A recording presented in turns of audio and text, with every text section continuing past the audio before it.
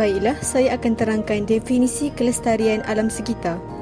Kelestarian alam sekitar adalah keadaan alam sekitar yang kekal sama tanpa mengalami masalah kekurangan atau penurunan sumber semula jadi dan kualiti alam sekitar yang terjamin untuk satu tempoh masa yang panjang. Ianya memastikan keperluan kita pada masa ini dipenuhi tanpa menjejaskan keperluan generasi akan datang. Pertambahan pesat populasi manusia pada masa ini telah banyak menimbulkan konflik antara keperluan untuk memenuhi kehendak manusia atau keperluan untuk menjaga dan memelihara alam sekitar. Antara strategi melestarikan alam sekitar ialah dengan mengaplikasikan penggunaan sumber yang boleh diperbaharui dan meminimumkan penggunaan daripada sumber yang tidak boleh diperbaharui. Seterusnya, ancaman alam sekitar berpunca daripada aktiviti manusia. Ianya memberi kesan negatif kepada kehidupan. Antara ancaman dan kemusnahan alam sekitar termasuklah perubahan iklim dan pemanasan global, ledakan pertumbuhan populasi manusia, penyahutanan dan kehilangan biodiversiti, pencemaran dan eutrofikasi.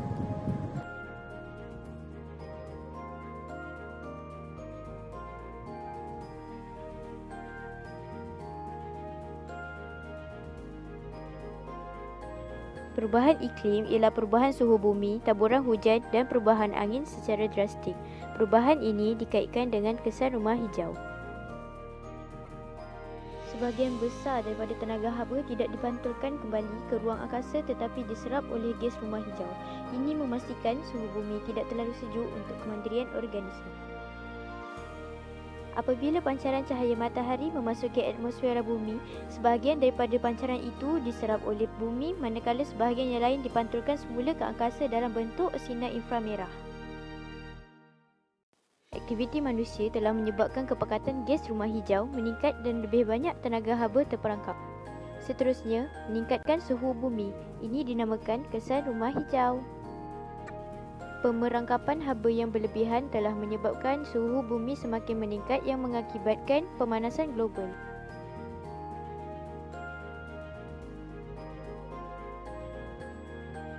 Pembakaran bahan api fosil iaitu arang batu dan petroleum oleh stesen jana kuasa elektrik, egsos kenderaan bermotor dan aktiviti perindustrian membebaskan gas karbon dioksida dan nitrogen oksida. Aktiviti penyahutanan, pembalakan dan pembakaran sampah sarap secara terbuka meningkatkan gas karbon dioksida. Aktiviti penternakan boleh membebaskan gas metana.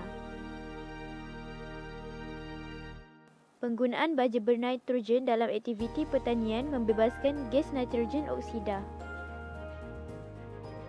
Dan faktor yang terakhir ialah pembebasan gas klorofluorokarbon seperti penggunaan bahan aerosol, bekas polisterin serta bahan penyejuk seperti penyaman udara dan peti sejuk.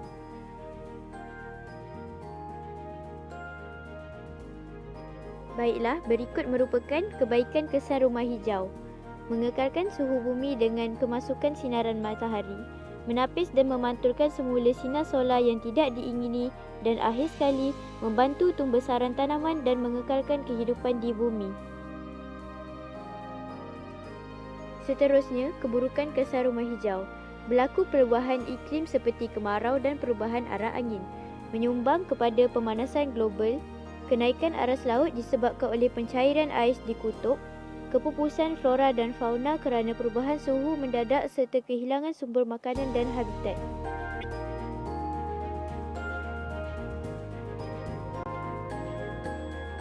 Kesan rumah hijau boleh mengakibatkan berlakunya pemanasan global. Terangkan satu kesan pemanasan global serta langkah-langkah yang diperlukan untuk mengatasi fenomena kesan rumah hijau. Dan akan turun lebih kerap dan lebat. Banjir besar akan berlaku di pesisiran pantai dan di kawasan sekitar sungai. Langkah-langkah mengatasi fenomena kesan rumah hijau. Menggunakan tenaga solar, tenaga angin dan air bagi menggantikan bahan api fosil. Maknanya dekat sini kita pakai sumber tenaga yang boleh diperbaharui. Seterusnya, menghadkan pembakaran terbuka dan penyahutanan. Kemudian, menanam semula hutan yang ditebang untuk tujuan pembalakan. Dan akhir sekali, mengadakan kempen menanam pokok untuk mengurangkan kandungan gas karbon dioksida di atmosfera.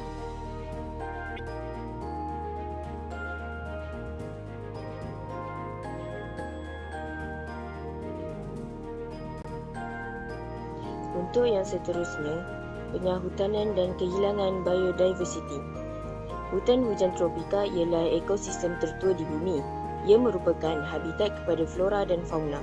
Kebanyakan spesies yang terdapat di hutan hujan tropika membekalkan sumber makanan, ubatan dan bahan keperluan kepada manusia. Hutan hujan tropika juga merupakan kawasan tadahan air kerana menyerap sebahagian besar air hujan. Ia juga sebagai kawasan tadahan karbon bumi kerana menyerap sejumlah besar karbon dioksida semasa fotosintesis. Penyahutanan ialah penebangan pokok secara besar-besaran. Penyahutanan merupakan penyebab utama kepada kehilangan biodiversiti. Kehilangan habitat akibat penyahutanan bagi aktiviti pembangunan dan pertanian telah menyebabkan kepupusan banyak spesies flora dan fauna. Perubahan global yang disebabkan oleh pencemaran menjadi penyumbang kepada kehilangan biodiversiti. Pemburuan hidupan liar secara haram bagi tujuan industri makanan, perubatan dan kraftangan mengakibatkan pengurangan populasi spesies haiwan yang membawa kepada kepupusan spesies. Selain itu, kejadian hujan asid menyebabkan pH air menjadi rendah. Kebanyakan telur ikan tidak dapat menetas dan sebilangan ikan dewasa mati. Seterusnya, raja pertama menunjukkan contoh aktiviti penyahutanan iaitu penebangan secara besar-besaran. Raja yang kedua ialah contoh situasi banjir kilat, kesan daripada aktiviti penyahutanan. Yang ketiga, raja menunjukkan bahawa hutan adalah habitat flora dan fauna. Yang keempat dan yang terakhir menunjukkan bagaimana kejadian hujan asid berlaku. Saya akan menerangkan tentang eutrofikasi. Eutrofikasi merupakan proses sesuatu ekosistem air menjadi kaya dengan nutrien dan menyebabkan struktur ekosistemnya berubah.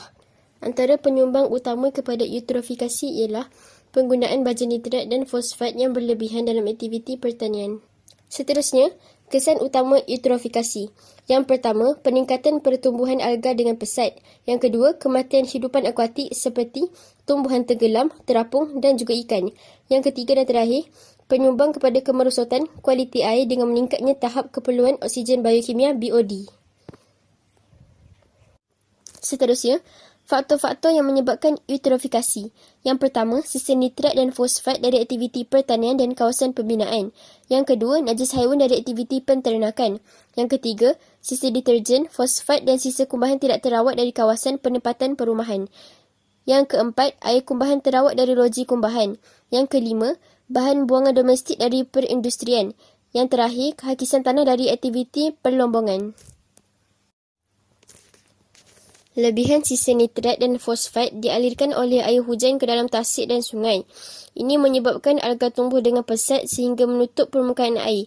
Keadaan ini disebut sebagai eutrofikasi. Ini mengurangkan penembusan cahaya matahari ke dalam air. Kadar fotosintesis oleh tumbuhan akuatik menjadi rendah.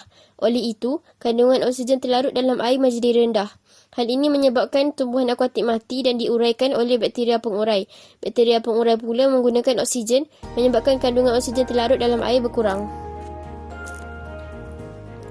Pengurangan kandungan oksigen terlarut di dalam air membawa kepada peningkatan tahap keperluan oksigen biokimia iaitu BOD.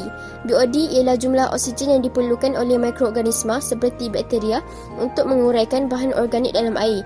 Tahap BOD yang tinggi menunjukkan bahawa kualiti sumber air tersebut rendah kerana terdapat banyak bahan organik serta mikroorganisma pengurai dalam air.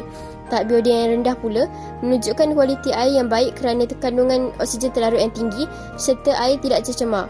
Maka jika sesuatu kawasan mengalami eutrofikasi, maka air kawasan tersebut telah tercemar terutamanya oleh nitrat dan fosfat.